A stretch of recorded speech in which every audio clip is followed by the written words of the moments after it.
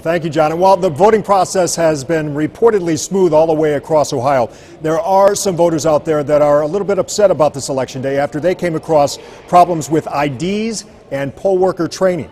On Your Side investigator Jonathan Walsh now has been tracking everything like this all day long, these voting issues. Jonathan, you talked to a poll worker today. What did he tell you?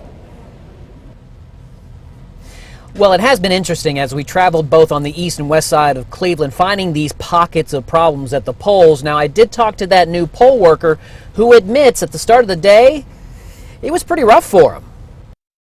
I've never done it before with the balloting. Jack Muss is a first-time poll worker who's manning this location in Old Brooklyn.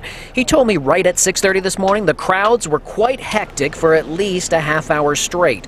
He said the more veteran poll workers on his team had to help him out in the beginning. In fact, he would take things from me and do it for me until I could see what they're doing, and then the time went on, it was more, just got easier and easier. I did run into voters today who questioned the training of the poll workers after they had problems with their IDs being accepted or just even being checked.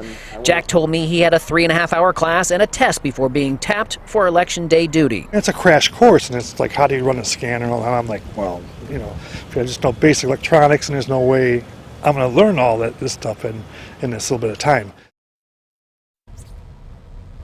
Meanwhile, poll workers have had issues of their own to deal with. In fact, a voter threatened to come back with a gun right here in Cleveland after he or she, we're still trying to figure that out, after he or she was turned away.